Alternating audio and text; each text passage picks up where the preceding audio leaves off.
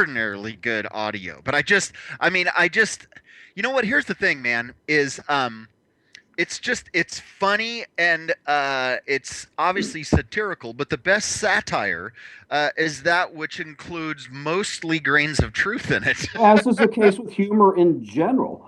And Hmm. and the fact is, part of the truth is, Hillary Clinton and Jeb Bush are a hell of a lot more simpatico, if you will, politically than, let's say, Jeb Bush and Ted Cruz. Hmm. Yeah. Yeah, exactly. Although that would be, I don't know. I don't know if that would be as funny as No, no, although it I wouldn't. would like to. I think the next one to do would be some sort of voicemail, phone call between Hillary and Pocahontas. I knew you were going there.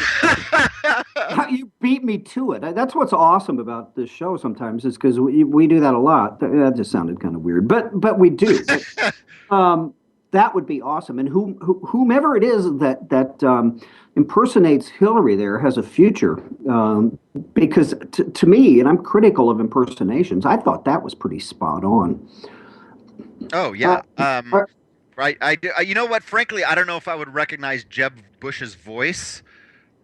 So that's First of all, he doesn't have a southern drawl like that, and that guy sounded a bit goofy, but that's fine. The satire was great. Speaking of funny and presidential candidates, this other thing you sent me, the the acronym for Chris Christie's PAC. I know.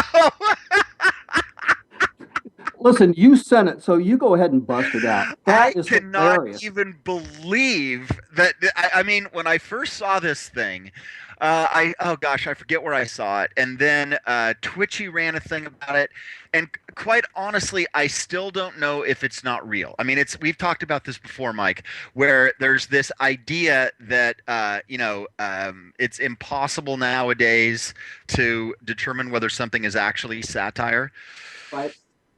and it just could be that this guy has absolutely no idea about social media or I don't know. Our friend Phil Kirkman, who's been on the line with us, thinks it's real. I think it is too. But before you, why don't you just name the pack and maybe slowly, and then see if people can connect the dots before we tell them the acronym. I just think you just can't make this up. It's Leadership Matters for America, and their website is leadershipmattersforamerica.org. Or MFAO. It's just priceless. if Chris Christie, if they were sitting around that and he goes, dude, this is making me laugh my friggin' ass off. Um, Oh my God. and he said, we're totally doing that like that, then all of a sudden he's my front runner. Oh, just that that is just just that one thing. that is just you can't make it up. That is just again Onion Saturday Night Live. I can see Seth Meyers having I seriously SNL update the old Seth Meyer version Yeah, announcing the pack and then or in other words and then the acronym. It's just too good. It really is. it is now. So the question, I mean, obviously it's hilarious. And the comments from the Twitchy thing that people said, Hollywood writers can't come up with material this funny anymore. My regards. I may have to vote for him only because of this. Um, what's another? I may not be the first to notice, but somebody in the Christie world should have. Phil Kerpen, like I said it was absolutely intentional. Um, that's the question for me. I mean, obviously, it is absolutely one of the funniest things that has ever happened. So here's my question: Is it when these tweets came out, when Twitchy ran it and all that? Um, was Christie just howling, saying, "Oh my gosh, I'm so glad they saw that," or is he like, "What the frig"? Maybe What do you, somewhere what's your instinct on that? maybe somewhere in between, because, he's got to be, maybe he laughed. I don't know, but he's got to be thinking, damn it, with everything else, like the Bridgegate thing and people making fun of my weight and, the whole bit, Fallon making fun of me.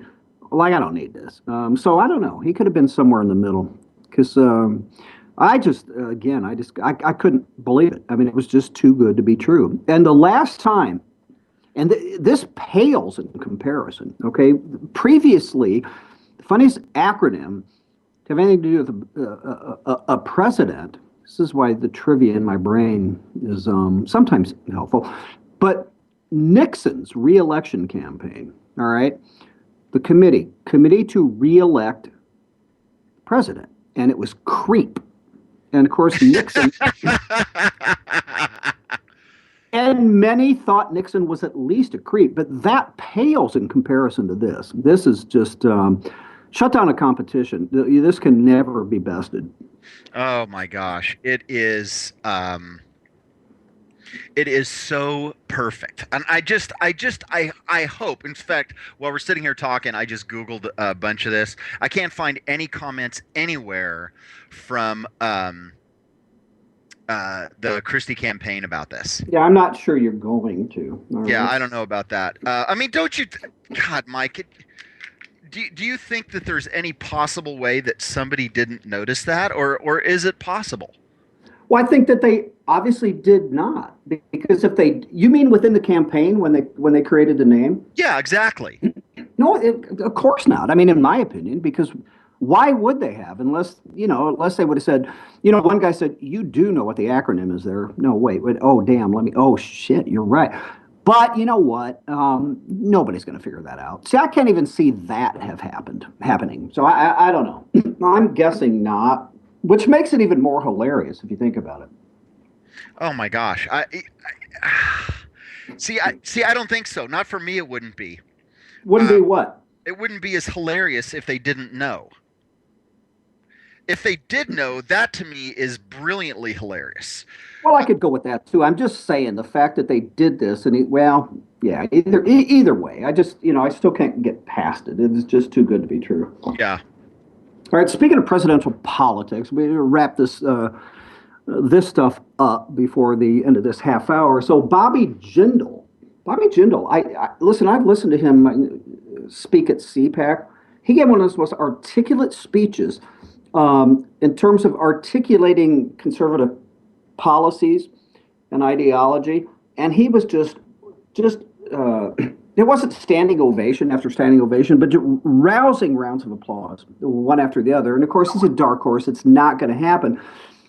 But this thing, you can't come here if you want to overthrow our culture. Right.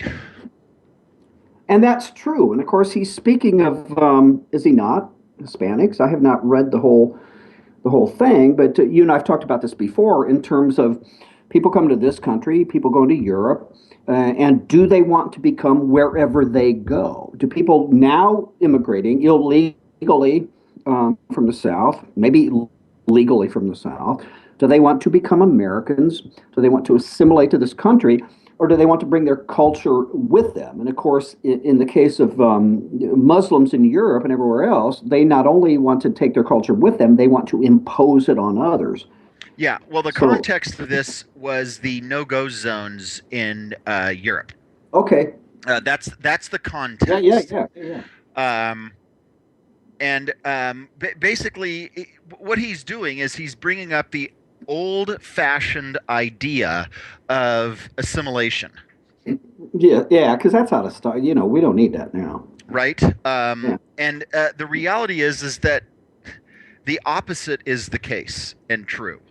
That and it's I think that the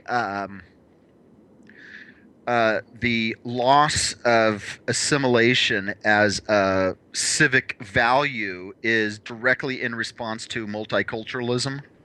There's no question, that the Islamization of Europe. It's a failed multiculturalism is not only a failed experiment in Europe, it's a dangerously failed experiment in Europe. Well, it's not just Europe. I mean, the reality is that have pride in your culture or whatever, but there are cultures that are better and greater and more significant and more impactful and more positive for humanity than others. It's just and you just sound right there like a a racist, first of all, and a flag-loving American. So that I Well, think that no. Hold on a second. That statement that I made had nothing to do with race, and it didn't even have anything to do with America. Depending on in history, that statement that I just said would apply to Middle Eastern culture. It would apply to the Mediterranean culture. It would apply to the Chinese culture. sure, I realize that. But what I'm saying is just even if you don't realize you're racist, we've been told this before that by virtue of who you are and what you believe, you're a flag loving, waving racist because you're not supposed to say stuff like that in 2015, dude. You know what? It's funny you say that. I got involved in a thing starting last night and continued on into this morning with Nick Searcy on Twitter about that exact thing. Really? Because Searcy has, he has an adopted black kid just like I do. Right. And so there's constantly people criticizing him about that. Or he'll pull that card out as, evidence of his not being a racist. And there was this whole thread this morning about this guy that's like, I'm not a racist. I just prefer my race. Yeah. And my race has less crime. My race is this. My race is that. And I'm like, whoa. What? Let me ask you a question directly related to that, and that being you and Circe having both adopted black kids. So if you're being accused or it's being suggested to you, as is the case that has happened with Circe, that you're racist or whatever have you, and if you then say, P.S., I adopted a black child, is that ever taken as the equivalent of I'm not racist, I have a black friend? Sure. That's one of the things right on here just says, yeah, that's your beard. So it's a very Wow. what the assertion is that that is a very complicated maneuver in order to shield racism. See, so in other words, you and Circe are brilliant and committed to conservatism to the extent that you actually adopted black children as your peers. Yeah, as a front to our black hating souls. Right. Uh-huh. Yeah, as a it's not one thing to trot out. Yeah, I had a beer with the black guy 2 weeks ago. That I actually spent a boatload of money and flew to Africa and went through all of these hoops and approvals and all that stuff and brought one into my home and treat him like one of my own children. Presumably treat them like my own children, for the sake of being able to maintain a black hating attitude. See, so in their opinion, they're being the loony left, you're even more of a hypocrite than would a guy who just has a beer every once in a while, the black guy, so he can say he has black friends. I mean, you actually extended your hypocrisy to spending a lot of money, time, and love, assumingly, to adopt a black kid to give you shield. Right. Yeah. Even to the point I've had it where I've been accused of treating my kids differently. Well, obviously no basis, no foundation of fact in that at all. Just a bald assertion. Well, you probably don't treat her the same. Yeah, that's right. That's right. She's cleaning tables and mucking stalls right now. Yeah, she lives out back, Instead of recycling garbage in the garbage, instead of putting our food in the garbage can and getting a fine, we just give it to her. That's how we feed her. That's exactly right. All right, dude. And then I put her in nice clothing and trot her out for pictures every once in a while. Yeah, as a front. Take us out. As a front. Folks, you have been listening to the first half hour of The Right Mics with Mike Miller, Michael Hausen. Stay on board. The next half hour, friend of show, genius writer, all-around great guy, Mark Tapson is going to be on with us. So you'll definitely want to do that. Afterwards, you can call in 412-567-6879. Thanks so much for listening. Hold on for the news. We'll be right back.